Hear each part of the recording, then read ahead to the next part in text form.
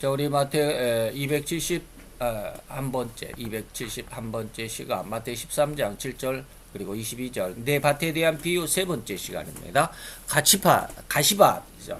가시밭에 떨어진 씨에 대해서 오늘 본문은 마태 13장 7절 그리고 22절 두 구절을 우리 같이 봉독하도록 하겠습니다.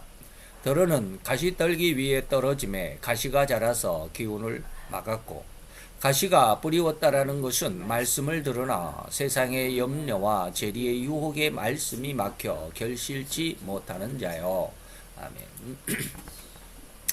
자, 이 말씀에 대한 내용이죠. 오늘은 내 밭에 대해서 세 번째 시간, 가시덤불에 떨어진 씨다, 가시밭에 떨어진 씨다라고 하는 것이죠. 자, 우리가 한번 생각을 해보도록 하겠습니다. 가시밭이 유대에서는 제일 비옥하다라고 이렇게 말을 합니다. 왜 그럴까요? 그 이유는 바로 가시나무들의 낙엽들로 인해서 그 밑에는 항상 적당한 습기가 있다. 옛날 우리나라의 그 밭이나 밭, 논은 안 그러겠죠. 밭에 웬만한 돌들, 좀 큼직큼직한 돌들, 뭐 바위 정도는 아니고 말이죠. 좀 큼직한 돌이 있는 그런 밭이 작물이 잘 된다고 그러죠. 그 이유 아십니까? 돌들이 오줌을 싼다. 그래서 밭에 작물이 잘 자란다라는 그런 말을 합니다. 돌들이 진짜로 오줌을 쌀까요? 그러진 않죠. 그 뭐냐면 돌 밑에는 항상 그 습기, 다시 말하면 햇빛이 들지 않기 때문에 빨리 그 햇빛이 드는 흙은 빨리 습기가 증발해 버리지만 돌 밑에는 항상 습기가 있어서 적당한 그 습기로 인해서 땅이 찰지고 기름진다, 그런 뜻이죠. 그래서 적당한 습기. 그것은 뭐야? 낙엽들로 인해서, 그리고 그 낙엽들이 오랜 시간 동안 습기와 햇볕의 작용으로 인해서 부패한 거름기, 이것은 뭐라 부엽토라고 그랬죠. 부엽토가 있기 때문에 이 가시밭이라고 하는 그러한 그 땅은 상당히 비옥하다 이 말입니다. 그렇게 어느 정도 비옥하다라고 할 수 있는 그러한 흙이 씨가 떨어지면 아주 잘 자라죠. 왜? 땅이 비옥하니까 습기도 있고 적당한 온도도 있고 말이죠. 그러나 그러한 흙에, 그러한 가시 떨기가 있는 그러한 흙에 떨어진 씨앗의 자람보다도 그것에 이미 자리를 잡고 있던 가시들, 이게 뭔 줄 아십니까? 이미 자리를 잡고 있는 가시들이 더 빨리 그리고 더 억세게 자란다. 자, 이것이 바로 우리 마음속에 이미 자리 잡고 있는 가시들이라는 말을 사도 바울은 이렇게 표현했습니다. 로마서 7장 21절로 24절까지 다시 말하면, 내게 선을 행하는 나이지만 나에게 악이 함께 있다. 이 악이 함께 있다라는 이 악이 뭐요? 이미 내 속에 자리 잡고 있는 가시입니다. 그래서 내 지체 속에서 한 다른 법이 있음을 나는 깨달았다. 그래서 내게 한 법이 있음을 깨달았다라고 그렇게 고백을 하죠. 그래서 내 마음의 법과 싸워서, 왜? 내 지체 속에 있는 한 다른 법, 이것을 뭐라고 그래? 뒤에서는 죄의 법이다, 또는 뭐요? 내 지체의 법이다 라고 말하죠. 이 지체의 법이 내 마음의 법과 싸워 내 지체 속에 있는 죄의 법 아래로 나를 사로잡아 간다. 날마다 그러더라 이 말이에요. 전혀 단 한 번도 내 마음의 법, 다시 말하면 하나님의 선한 법, 하나님의 법, 내 마음의 법은 이 내 지체 속에 있는 지체의 법 또는 죄의 법, 그리고 다른 한 법, 이게 이제 죄의 법이다, 지체 속에 있는 법이다라고 말하는 세상의 욕심과 야망이죠. 이것에 결코 단 한 번도 이겨본 적이 없다 이 말입니다. 이 말씀을 잘 이해할 수 있어야 돼요. 외형이 같다고 그래서 내용까지 같은 건 아니에요. 무슨 말인지 아십니까? 껍데기가 외형이 겉모양이 똑같다고 그래서 그 속 마음까지 다 같지는 않아요. 그래서 포장지가 다 똑같다 해도 그 속의 내용물은 선물의 내용은 다 다를 수 있다, 이런 뜻입니다.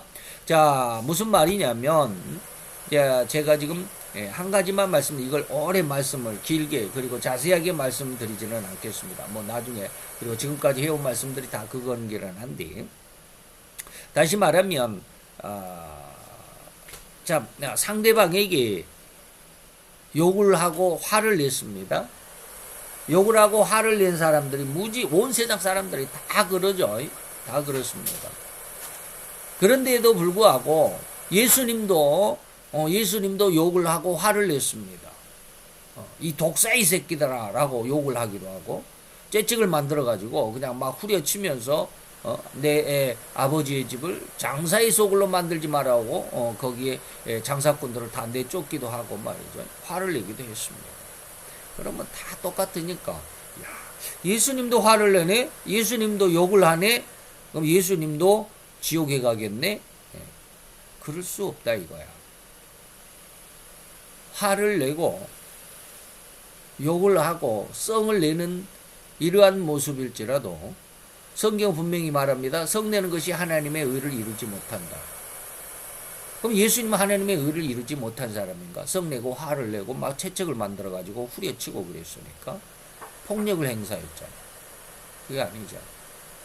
우리 마음속에 있는 그 가시와 같은 것을 아느냐 모르느냐의 차이입니다.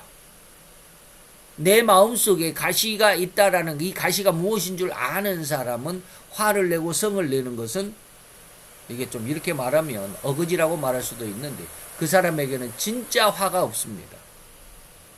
그 사람에게는 화를 낸다 할지라도 진짜 다시 말하면 자기 욕망을 채우고자 하는 그 화가 아니더라 이 말이에요. 정의와 하나님의 뜻을 이루고자 하는 화입니다. 이해가 될는지 모르겠어요. 자, 넘어가 봅시다. 어쨌든지 그렇습니다.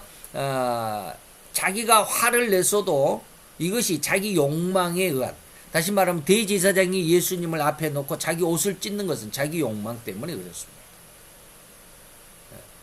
근데 화를 내는 사도 바울이 만약에 화를 냈다. 바나바와 싸웠다. 바나바가 싸웠으니까 야 바나바나 바울이나 이건 뭐 별것 아니네. 서로 싸우고 자기 욕심 자리 다툼하고 막 그러네. 이렇게 그 외형적인 것을 가지고 내용까지 다 진단할 수는 없다 이것입니다. 다르다 이 말입니다. 그 말을 제가 지금 여기에다가 이렇게 파란 글씨로 조금 써놨는데 이해가 될 수 있을런지 모르겠습니다. 자, 지금 사도 바울이 외치고 있는 이 순간 뭐라고 외치는 거예요? 내 마음의 법이 내 지체에 있는 죄의 법 아래 죄의 법과 싸워서 늘상 죄의 법에 굴복하더라 이 말이에요. 이렇게 외치고 있는, 그래서 나는 공고한 사람이다 라고 외치고 있는 이 순간, 그리고 이때 이 심성이 바로 자기 자신의 마음과 신앙이 절대로 가시덤불이라는 사실을 너무나도 확연하게 들여다보는 상황이라고 할 수 있을 것입니다. 그리고 더욱 바울은 이런 자신의 심성, 다시 말해서 자기는 늘 하나님의 법과 함께하기를 원하는데, 그럼에도 불구하고 내 속에 있는 지체의 법, 죄의 법이 항상 나를 죄 아래로 끌고 가더라 이 말입니다. 이런 자신의 심성, 이런 자기의 믿음이 다시 말하면 그렇게 이거 뭐라고 우리가 되나? 바울은 이런 자신의 심성, 이런 자기의 믿음이라고 스스로가 믿었던, 나는 지금 하나님 앞에 정말로 아름다운 신앙이야 라고 했던 그 아름다웠던 믿음이 오로지 죄악에, 그러니까 지금 이 깨닫는 바로 직전까지는 뭐라고 생각을 했겠습니까? 나는 하나님 앞에 열심히 충성하고 열심히 헌신하고 하나님을 위해서 내가 목숨을 바칠 거야 라고 했던 그 모든 믿음과 그 모든 삶이 죄악에 종된 모습이었다라고 하는 것. 이때 바로 이거 깨닫는 바로 전까지는 단 0.0001%, 다시 1만 분의 1도 그것을 깨닫지 못했어요.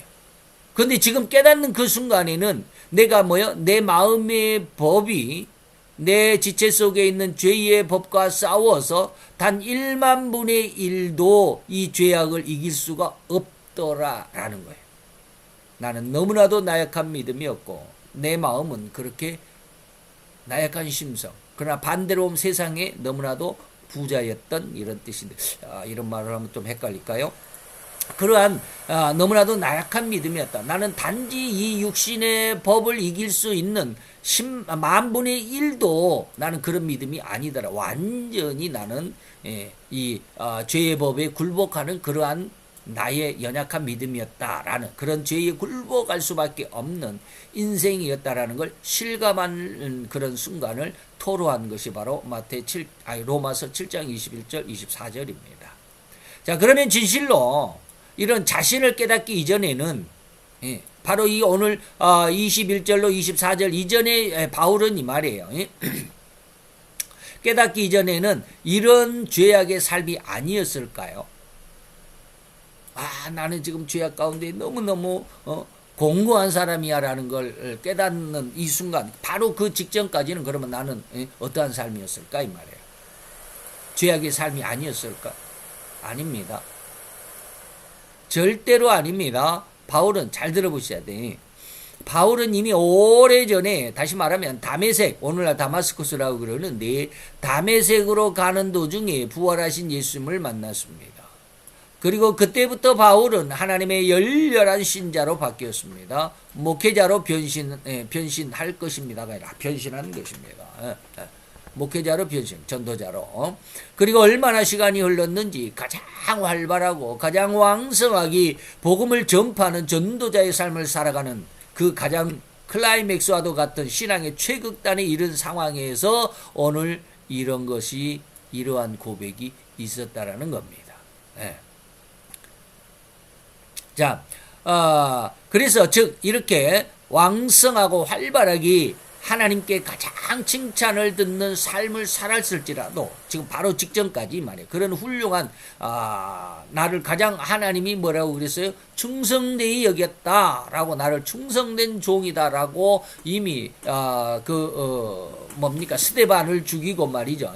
거기에 가편 투표를 했던 그리고 다른 예수 믿는 사람들을 잡아가려고 다메섹으로 살해영장을 체포영장을 가지고 길을 가던 그 순간에 그렇게 하나님 앞에 열심이었던, 다시 말하면 예수를 반대하는데 열심이었던 그 상황을 하나님은 뭐라고 그랬다? 나를 충성되이 여겼다라고 말하는, 다시 말하면 하나님께 가장 그렇게 칭찬을 듣는 삶을 살았을지라도 잘 이해할 수 있어야 돼요. 그 칭찬 듣는 삶은 여전히 바울은 그렇게 자기 속에 들어있는 죄의 법이고 육신의 법대로 살아왔을 뿐입니다. 그런데 이러한 삶을 하나님은 칭찬하셨다라는 것입니다. 단지 그때는 그런 자신 속에 들어있는 이 죄의 법, 육신의 법을 깨닫지 못하고 있었을 뿐입니다. 전혀 그런 죄의 법에 굴복하는 삶이 그렇게 살아가는 삶이 죄인 줄도 모르고 있었던 상황이었어요. 근데 이게 죄인 줄로 몰랐던 이 상황이 바로 이제 로마서 7장 21절 24절이 깨닫게 되는 순간이다, 이런 말입니다. 어디 갔습니까? 그래서 즉 자신의 헌신과 충성의 삶이 절대로 죄악의 열매인 줄을 모르는 삶, 그러한 신자와 집사와 심지어 목사들의 목회가 있을 수밖에 없다라는 이 사실을 오늘 우리는 명백히 깨달을 수 있다라는 점을 밝히고자 하는 게 저의 오늘 주 핵심입니다. 바로 이런 죄악의 삶을 살면서도 절대로 죄악의 삶이라는 사실을 모르고 지나온 시간을 지금 신자 자신의 마음 중심에 가시와 엉겅퀴 얽혀있는 모습이라고 말하는 겁니다. 이런 가시와 엉겅퀴가 우리 속에 들어 주인 행세를 하고 있다는 사실을 속히 우리는 이 시간을 통해서 깨달을 수 있어야 한다라는 것입니다. 그래서 가시떨기가 뭐냐, 재리와 욕심이 뭐냐라고 하는 거죠.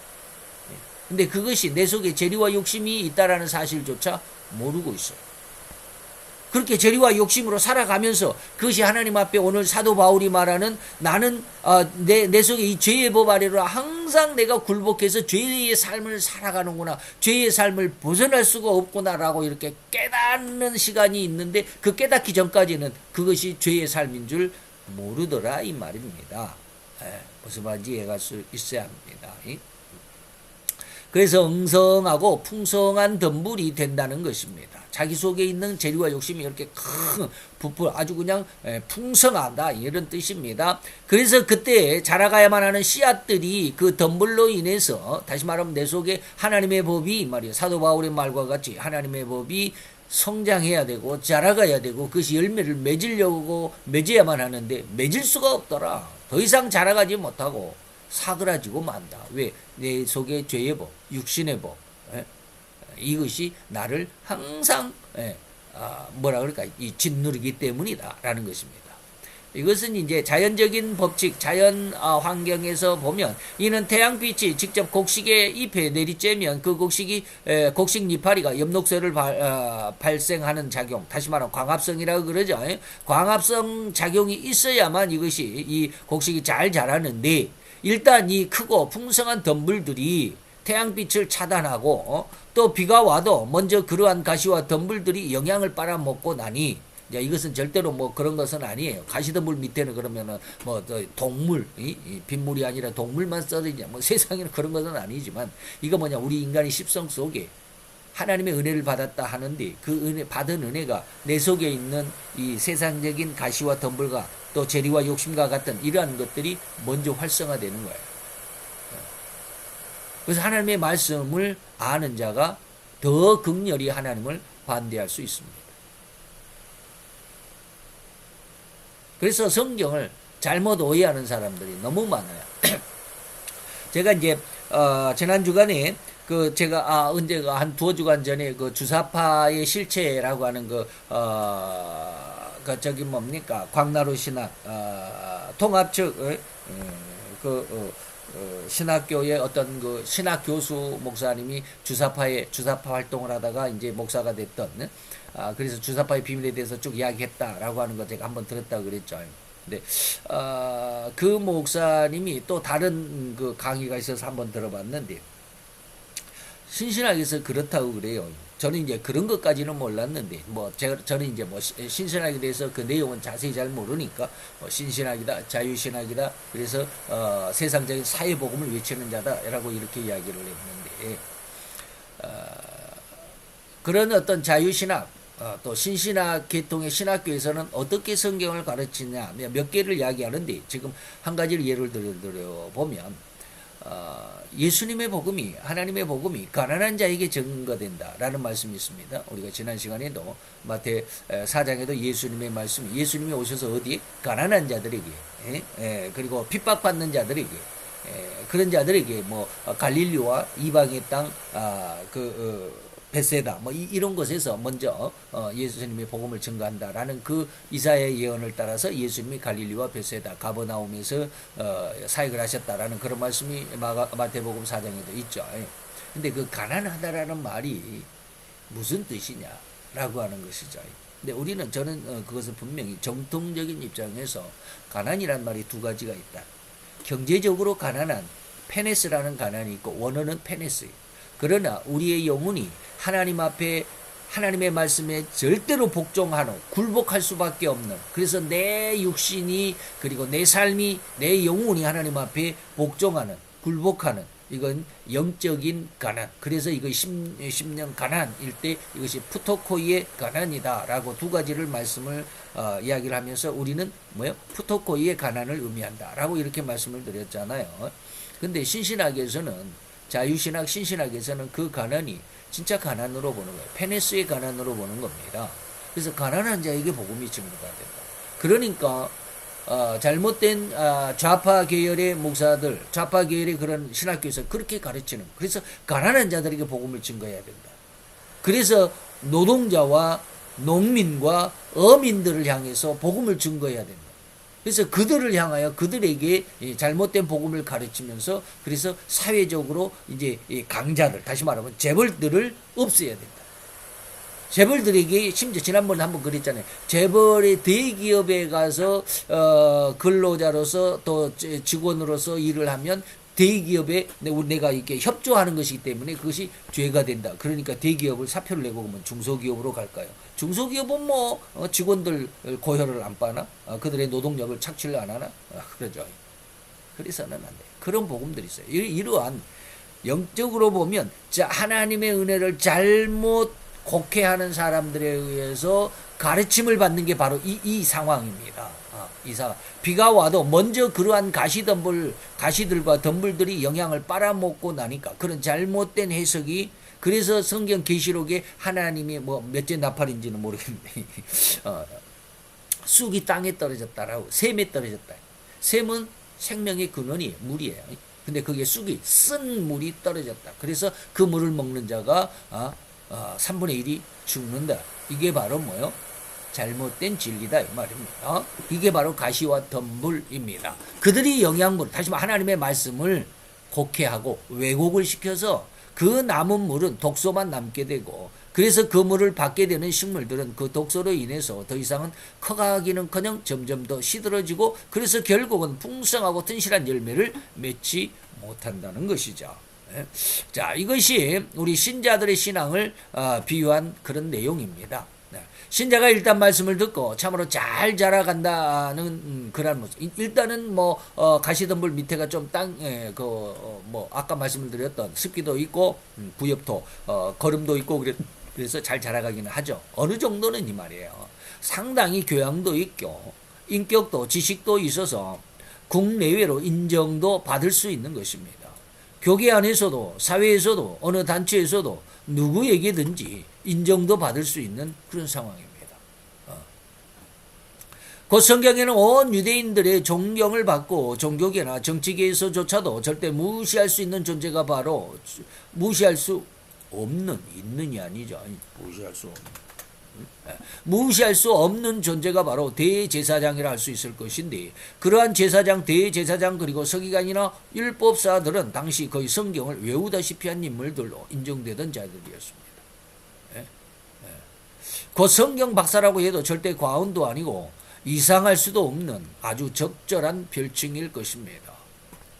그런데 곧 그렇게 저들은 성경에 대해 해박한 지식을 가지고 있었고 온 유대인들을 인도할 수 있을 정도로 당당한 믿음을 겸비한 자들이라고 할 수 있을 것인데 그런데 그러한 인간적인 견해와는 달리 실제로 저들이 과연 하나님께도 그렇게 칭찬을 들을 수 있을 정도로 귀하고 아름다운 신앙이나 심성을 가졌던 것일까? 제가 늘 반복해서 언급해드린 이 구절을 가지고 저들의 이러한 표리부동한 겉표짜죠. 껍데기하고 그 속이 동일하지 않다 이 말입니다. 말하는 것과 행동이 다르다 이 말이에요. 표리부동한 모습을 철저히 깨달을 수 있기를 바랍니다. 저들이 선지자의 노릇을 하고 주의 이름으로 귀신을 쫓아내고 주의 이름으로 많은 권능을 행했을지라도 예수님은 너희를 내가 도무지 알지 못하는 불법을 행한 자들이야 라고 이렇게 말할 수밖에 없더라 이 말입니다. 표리가 부동한. 그래서 또 그 다른 어떤 교수님이 있더라고요. 제가 말했던 그 교수님 이름도 잘 모르는데 또 다른 교수님도 있는데 그 사람도 대단하더라고요. 그 사람도 믿음을 아주 확실히 가진 분이신데 우리나라의 국정원에서 많이 또 정보 활동을 많이 하셨던 분이에요. 믿음을 가지고 있는데 국정원에 들어가서 일하기가 그렇게 쉬운 거 아니에요. 남들을 심판해야 되고 남들을 감찰해야 되고 뒷조사를 해야 되고 그러다 보니까 믿음을 살릴 수 있는 그러한 여건이 아니에요. 그런 어떤 정보기관 그리고 또 이렇게 감사하는 그런 감사기관 이런 첩보기관 이런 데서는 좀 믿음을 지켜가기가 힘든데 이 사람은 대단하더라고요. 그 사람도 교수라고 그러던데 그 사람의 강의를 듣고 있으면 우리나라가 곧 망할 것 같아요. 그 정도로 우리나라의 이 주사파들 다시 말하면 좌파가 거의 장악하고 있어요.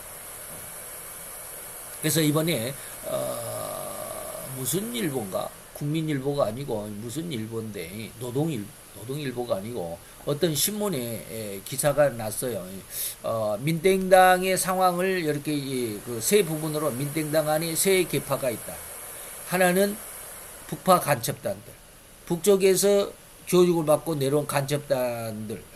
제가 이미 알려진 바로 동부 경기 동부연합 옛날 성남 지역에 있어서 당시 시장을 냈던 이땡명 씨를 중심으로 해서 그 후원 조직들 동부 경기연합 민주노총들 그 계열들이 있고 하나는 자생 간첩단들이 있어요. 자생적으로 우리나라 안에서 북한의 김일성의 사상을 공부하고 배웠던 자생적인 그 간첩단들. 이 사람들은 북한에서 지령을 받는 게 아니라 우리나라 자체적으로 그냥 김일성의 사상을 공부하고 서로 교육을 하고 해가지고 나타났던 사람들. 그런 사람들이 있고 하나는 이땡연이라고 하는 전 민주당 대표 전라도 출신이죠. 그 사람이 세 파가 있는데 이미 민땡당은 북파 간첩단 그리고 자생 간첩단과 지금 서로 싸우는 중이야. 북파 간첩단들은 한총련 소속입니다. 옛날에 제가 이제 말했듯이 70년대 후반 80년대 초반에 대학생들을 한국 대학생 총연합회라고 하는 한총련 계열이 북한의 그 지령을 직접 받은 그러한 사람들이 지금 이땡명 씨 옆에 무지하게 많습니다. 그리고 이제 그 뒤에 이제 80년대가 지나고 90년대에는 이제 한총련이 와해가 되고 이게 전대협이라고 하는 대학생 조직이 생겨납니다. 전대협 전국 대학생 연합회가 곧 전대협. 그 이전에 80년대는 뭐예요? 한총련, 한국대학교 총연합회, 한국대학생 총연합회 이렇게 이제 다들 주사파 교육들인데 그 두 부류가 지금 이땡명 씨 밑에서 지금 싸우고 있죠. 지금 난립니다. 제가 지난 시간에도 말했던 정땡찬이라고 하는 사람 전남대 거기는 또 한총련에서도 남쪽에 있기 때문에 남총련이라고 그래요. 남총련의 그 의장이었던 사람이 어떠한 대학생을 데려다가 물고문시키고 몽두로 두들겨 패서 죽이는 이러한 사건. 그 사람들이 한총련이거든요. 그리고 그 이후에 10년 후에 70년대가 90년대가 이제 그 전대협이라고 하는 전대협 의장들이 지금 뭐 문땡인 시절에 비서실장을 했던 임땡석 비서실장, 통일부 장관을 했던 이땡영이 뭐 이런 사람들이 전대협 출신이거든요. 그들끼리 이제 서로 그냥 막 이제 권력 다툼을 하죠. 이땡명 씨를 중심에 두고. 이런 상황 속에서 가만히 보면 이들이 전부 전라도 민땡당이 김대중 씨를 중심으로 해서 생겨났기 때문에 김대중 씨의 그 사상도 저는 공부를 안 해봤으니까 그냥 제가 고향이니까 그냥 나도 민주당이다라고 그랬는데 저도 공산주의에 대해서 조금 공부를 하고 김대중 씨에 대해서 조금 공부를 몇 번 강의를 듣고 이렇게 조금 공부를 해보니까 아주 이게 좀 위험하더라고요. 그래서 좌우전 어쨌든지 그 김대중 씨 계열을 그대로 잇고자 하는 전라도 순수 민땡당이 바로 이땡명 씨입니다. 지금 전 대표죠. 이땡명이하고 어저께 만나가지고 어쩌고저쩌고 했다는데 그래서 이 세 그룹 중에 전대협과 한총련이 서로 싸우긴 하지만 그 큰 그룹이 돼서 이땡년 씨가 이제 발길로 치게 되죠. 발길에 걷어차이게 되죠. 그래서 분당을 아마 다음 주나 아니면 다음 달 초에 아마 할 것이다라고 이렇게 보는데 그런 상황들을 이렇게 쭉 듣다 보면 거기에 뭐가 빠지느냐면 그런 내용들을 그 두 교수의 저도 이제 공산주의에 대해서는 잘 모르니까 좌파나 뭐 주사파의 교육이 잘 모르니까 그냥 무조건 나는 전라도니까 나는 민주당이야 라고 하면서 그냥 민주당이라고 이렇게 했었는데 실체를 알고 보니까 이게 그래서는 안 되겠더라고요. 그래서 이제 이런 이야기들을 제가 이제 설교를 통해서 몇 번 하고 그러면서도 이제 어제도 우리 딸내미가 교회에서 이렇게 정치적인 이야기를 하는 것이 좋으냐 나쁘냐 이런 이야기를 해서 아빠도 정종 분리다. 옛날에 정치와 종교는 분리다라고 했는데 하나님이 어느 날 너는 흙이니 흙으로 돌아가라라고 하면서 창세기에 있었던 창세원에 대한 목회 비전 그리고 그런 어떤 사역을 생각하면서 하나님께서 무엇을 요구하시는지 하나님께서 세상에 무엇을 행하시는지를 공부하다 보니까 그것을 하나님의 은혜 가운데서 깨닫다 보니까 그래서 제가 우리 딸내미한테 그렇게 물었어요. 하나님 안에 정치가 있을까 없을까? 그러니까 가만히 생각하더니 있다. 그럼 하나님 안에 농사가 있을까 없을까? 그것도 하나님이 다 하시겠다. 그게 바로 그거야. 예전에는 아빠도 정치와 종교는 분리해야 된다라고 그렇게 가르침을 받았고 한동안은 그렇게 아빠도 그렇게 설교를 했고 그렇게 주장을 했다. 근데 하나님이 이렇게 은혜를 주시고 나서 하나님의 목회에는 정치도 있고 자연 우주 만물 자연 현상도 있고 그리고 거기에 우리가 땅을 다스릴 수 있고 정복할 수 있는 농사도 있고 또 공업도 있고 뭐 수산도 있고 임업도 있고 모든 것이 다 들어있더라. 그래서 아빠는 이제 이렇게 설교 시간에도 정치 이야기를 해야만 한다. 왜? 하나님의 법에 의해서 로마서 13장에 보면 정치도 하나님의 것이니까 하나님이 그렇게 하시니까 라고 이렇게 이제 어저께 몇 번 살짝 이야기를 해줬는데 그럼에도 불구하고 오늘 두 교수님들의 이야기를 그 강의를 듣다 보면 두려워지는 거예요. 우리나라가 소망이 없어지는 거예요. 그런 사람들이 이미 우리나라에 160석이나 되는 168석이나 되는 어마어마한 거대 정당을 가지고 법을 마음대로 바꿔버렸잖아요. 그래서 공산주의 바로 직전인 사회주의와 거의 비슷한 사회주의 법은 아닌데 사회주의 거의 비슷하게 지금 지난 문재인 정부 때 400 몇 개의 조항을 사회주의 비슷하게 이렇게 바꾸었고 4만 몇 개의 규례 조례 마을 조례 그런 각 지방 조례를 다 바꾸었다.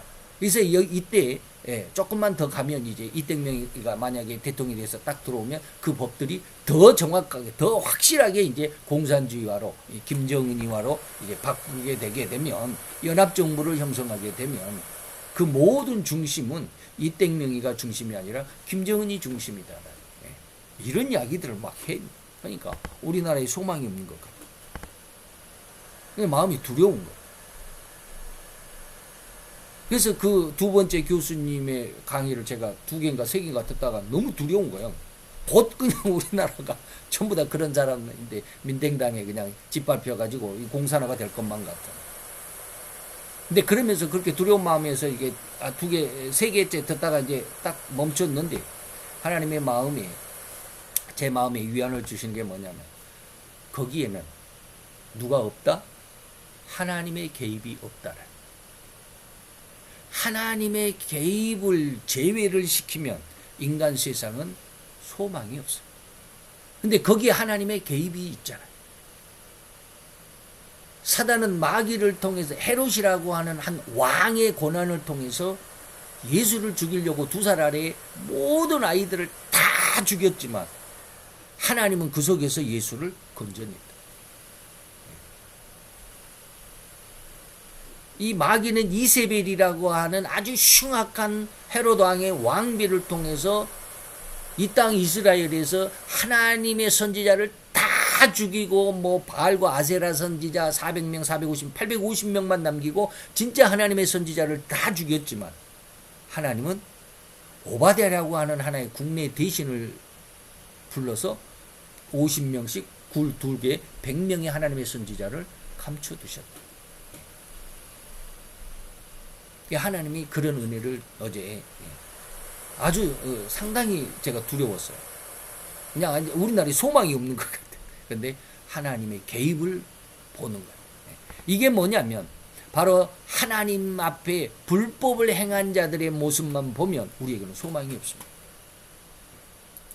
그래서 우리는 하나님의 개입, 하나님의 역사하심, 하나님이 우리를 지키고 돌보실 것. 그래서 감람류와 포도나무와 그리고 무화과는 해치 말라라고 하는 그 흉악한 시대에도 하나님은 계시록에서 그렇게 이야기하고 있습니다. 하나님의 백성들을 결코 내가 지켜줄 거예요.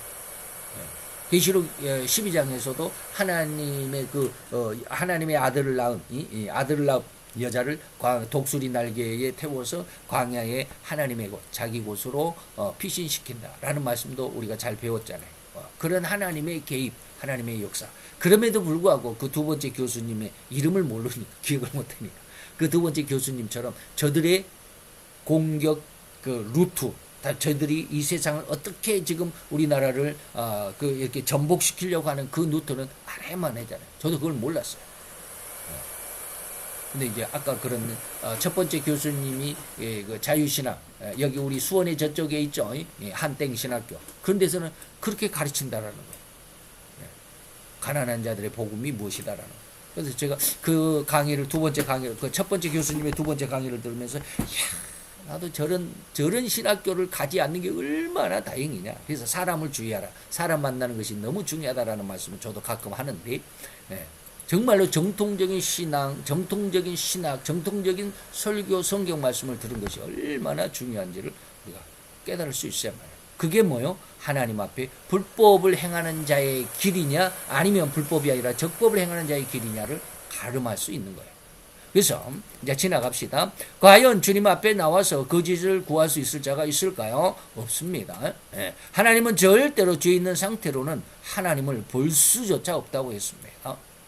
그래서 그렇게 하나님을 뵙고자 간절했던 모세에게 응답하시기를, 내가 지나가는 동안 내 손으로 너를 잠시 덮을 거야.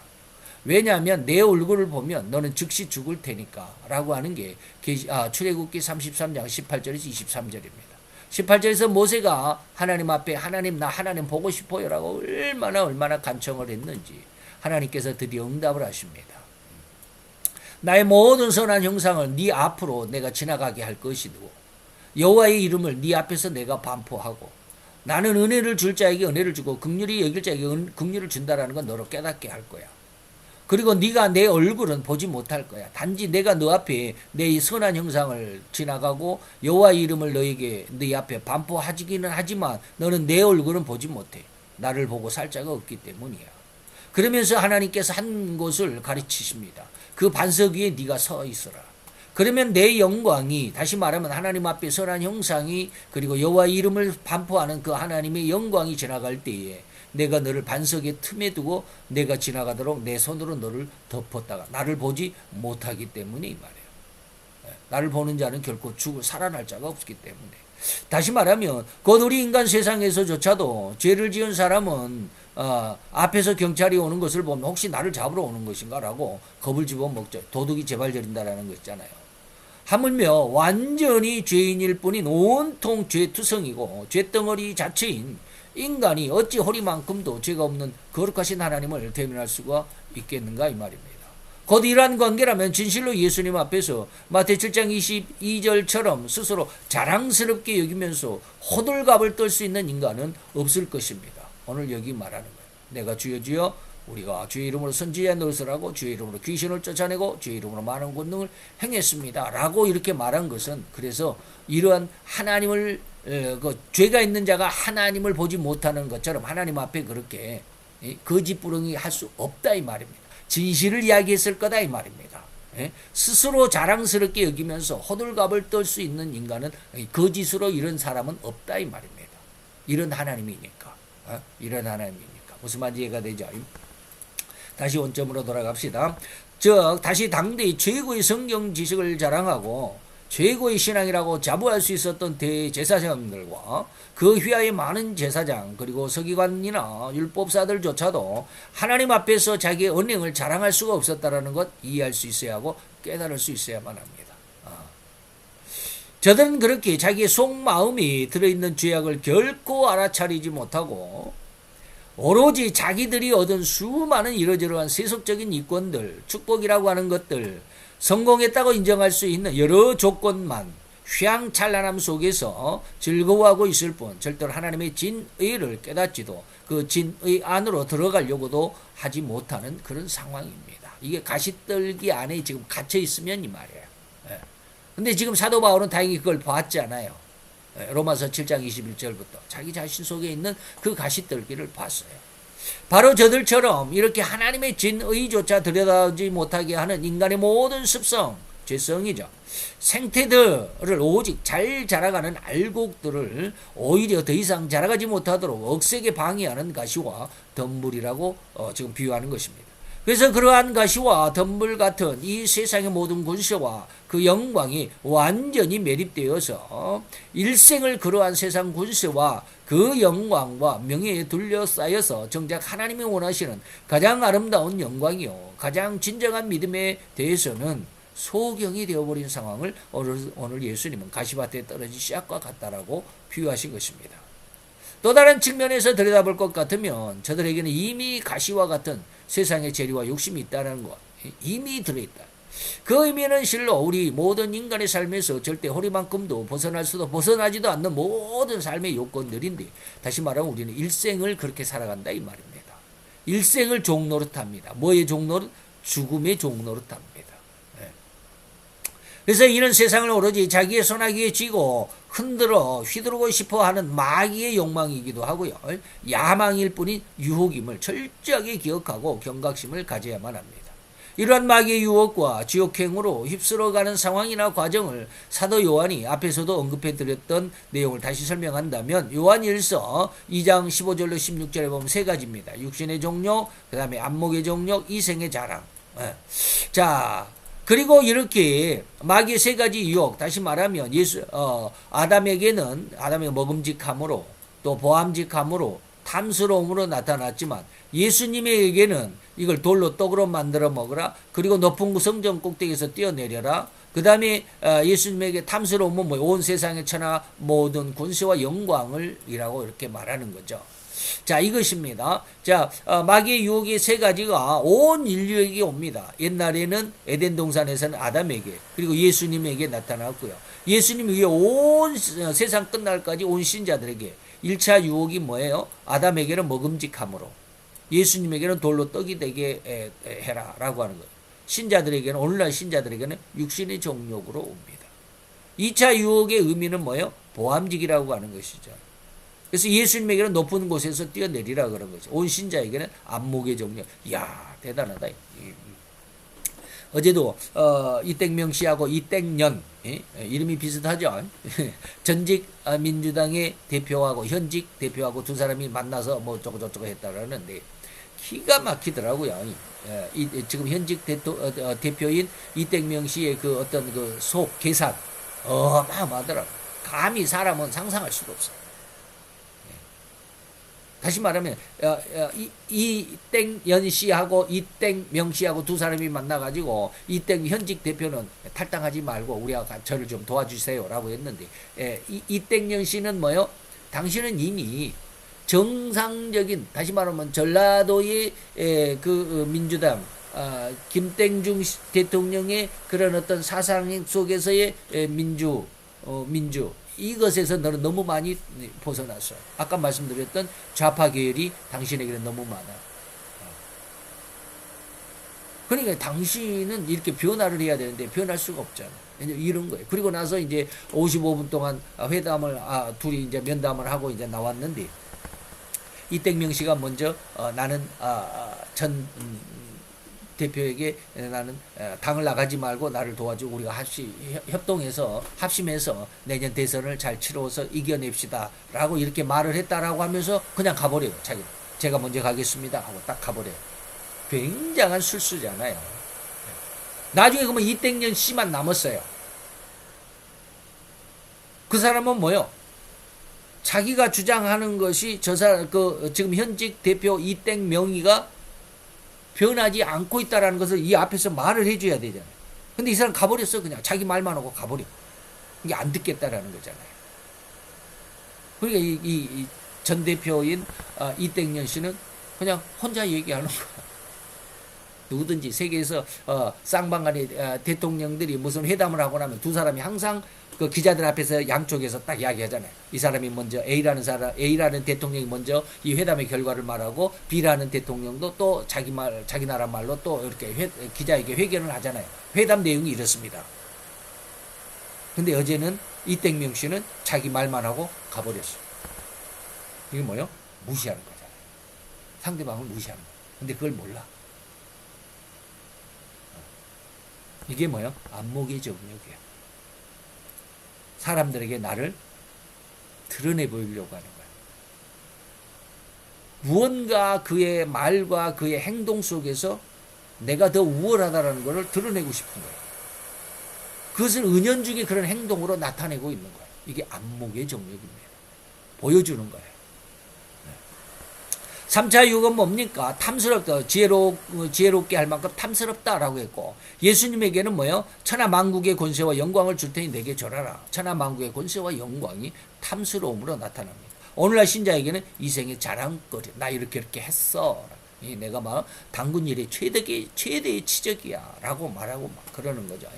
자, 이런 것입니다. 이 마귀의 유혹은 절대로 허리만큼도 온 인류의 그 누구 한 사람도 예외 없이 그것도 가장 철저하고 완벽하게 유혹되어 적용되고 있음을 절대로 이해할 수 있는 지혜와 이를 철저하게 깨달을 수 있는 우리의 신앙의 경각심으로 중심을 잡을 수 있어야만 합니다 라는 겁니다. 이걸 알 수 있어야 돼요. 곧 이러한 경각심은 비록 예수님의 십자가 은혜 안에서 회개하고 구원을 얻었다고 자부하는 성도일지라도 결코 예외가 있을 수 없는 죄악의 근성, 그 죄성으로의 삶이라는 사실을 깨달아야만 한다라고 더욱 강력하고도 적극적으로 주장해 강원해 드리고 싶다라는 저의 마음입니다. 즉 성도의 일반적인 모든 삶과 생활 그 자체가 성도가 아닌 불신자나 일반적인 모든 사람을 다 포함해서 모든 사람의 삶의 언행심이 말이에요. 진실로 한치의 오차도 없이 모두 죄의 말이고 신자일지라도 이 말이에요. 뭐 목회자라 할지라도 목사라 할지라도 죄의 말이고 그의 행동은 뭐예요? 그의 행동은 죄일 뿐인 행동과 마음이라는 점을 결코 잊지 말라고 저는 권고해 드리고 싶다 이 말입니다. 내가 눈을 뜨면서 보는 것들 단 한 가지라도 빼놓을 수도 없는 모든 것들 그리고 내가 듣는 모든 것과 생각하는 그 허리만큼의 작은 것들까지라도 예외 없이 인간이 숨을 쉬고 눈을 뜨고 귀를 열고 들으면서 살아가는 그 모든 찰나적인 순간의 삶까지 모조리 죄악임을 이해할 수 있어야만 하고 이러한 모든 삶이 죄악임이 깨달아져야만 한다라고 저는 지금 강조해드리고 있는 겁니다. 그래서 세상의 명예와 재물과 이권과 입장, 자기 입장 등의 어떠한 상황이 닥쳐올 때 이러한 삶의 모든 요건 요소들이 절대로 그 성도의 삶의 결말에는 가시가 된다라는 것이죠. 그래서 진리가 신자의 마음과 신앙 속에서 잘 자라 나가다가도 이 욕심이라는 것이 나타나게 될 때는 그때부터는 진리로 잘 자라가다가도 그 욕심 때문에 제대로 결실하지 못한다는 것입니다. 그래서 저도 가끔가다 막 화를 낸다라고 막 그러잖아요. 그러면 저도 역시 마찬가지로 죄의 종이기는 마찬가지긴 합니다. 근데 제가 저를 변호하자면 아까 앞에서 말씀을 드렸습니다. 사도 바울이 로마서 7장 21절 24절의 상황에 직전이냐 이후냐 이런 거예요.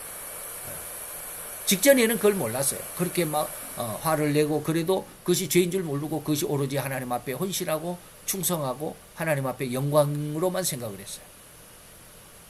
그런데 로마서 7장 21절 24절 이후에는 뭐예요? 그게 죄인 걸 알게 된 거예요. 그래서 버리게 된 겁니다. 모를 때는 절대로 버릴 수 없습니다. 근데 아는데도 이제 그걸 버릴 때까지는 조금 시간이 걸리겠죠. 사도 바울이 로마서 7장 21절 24절을 단 네 구절로 인해서 확 변해버린 것은 아니에요.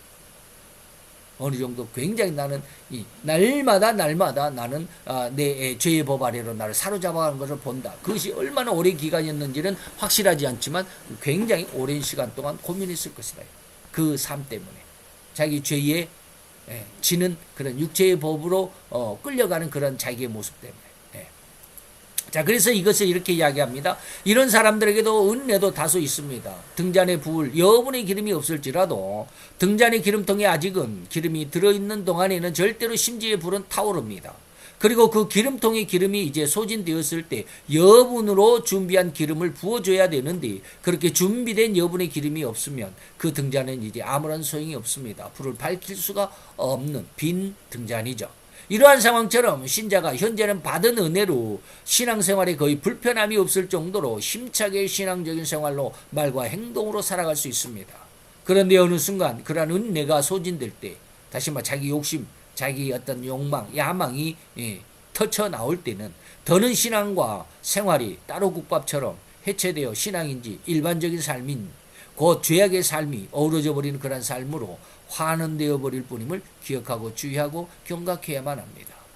그 경건에 더욱 힘을 기울이고 애쓰는 노력이 필요할 뿐입니다. 이러한 상황을 이겨낼 수 있는 신앙의 훈련이 필요하다 이 말입니다. 즉 말씀 읽기와 성경 공부 그리고 기도하는 데 더 많은 시간을 할애하고 투자하여 노력하는 모습이 신앙인의 일반적인 모습으로 훈련되어야만 한다는 것 잊지 않기를 바랍니다. 이러한 수고와 노력이 등잔을 가진 자에게 여분의 기름이 준비되는 것과 같은 은혜와 신앙의 능력으로 쌓이는 것이라고 다시 한번 강조해 드립니다. 반드시 이러한 여분의 신앙의 능력을 준비하시고 갖추시길 바랍니다. 그래서 에베소서 6장 전신갑주에 대한 우리에게 권고가 있습니다. 너희에게 하나님의 전신갑주를 입어라. 이는 악한 날에 너희가 능히 대적하고 그리고 모든 일을 행한 후에 다시 말해 이긴 후에 이 대적하여 이긴 후에 하나님 앞에 당당히 서기 위한 조건이야. 무엇이? 하나님의 전신갑주가. 이 전신갑주가 뭐예요? 진리의 허리띠. 하나님의 말씀으로 우리의 힘의 중심인 허리띠를 띠어야 돼. 그리고 의의 흉패를 붙이고 평안의 복음에 예배한 것으로 신을 신고 모든 것 위에 믿음의 방패를 가지고 이리서 이 믿음의 방패는 능히 악한 자의 모든 화전을 가로 막아내고 소멸시키고 막아내고 또 구원의 투구를 그리고 성령의 것 하나님의 말씀을 가지라. 그리고 모든 기도와 간구로 하되 무시로 성령 안에서 기도하고 이를 위하여 깨어 구하기를 항상 힘쓰는 여러 우리 성도들, 그래서 더 많은 성도들을 위해 이러한 전신갑주의 성도가 되기를 원한다라는 사도 바울의 그런 강구함, 이 간구함, 이 강조를 다시 한번 잘 기억하시고 준비하시고 갖추시는 우리 성도가 되시기를 축원합니다. 기도합시다. 할렐루야. 주님, 오늘도 여호와의 귀한 사랑과의 몸 정말 감사드리나이다. 주의 영광 앞에서 아름다운 하나님의 아들과 백성 딸들 그리고 하나님의 백성들 저들 위해 오늘도 주의 말씀 안에서 하나님의 전신갑주 그리고 우리 속에 들어있는 가시와 같은 아버지의 재리와 욕심의 모든 것들 진실로 내어놓을 수 있고 하나님 앞에 아버지의 용서함과 청결함과 깨끗함으로 승리하는 귀한 그날까지 아버지 저들을 인도하시고 저들이 이 아버지며 가시떨기를 골라내며 아버지며 그런 정리 작업을 하는 그 모든 과정 중에서 결코 아버지며 낭망하거나 아버지며 절망하지 않도록 하나님 끝까지 저들을 지키시며 그 모든 과정 속에 하나님이 힘이 되어 주시고 인도하시며 후원하시는 귀한 은혜의 역사로 우리에게 더 큰 힘이 될 줄로 믿습니다. 아버지 역사하시고 은혜를 더하여 주실 것을 믿고 감사를 드리며 예수 그리스도 이름으로 기도하여 싸움나이다. 아멘.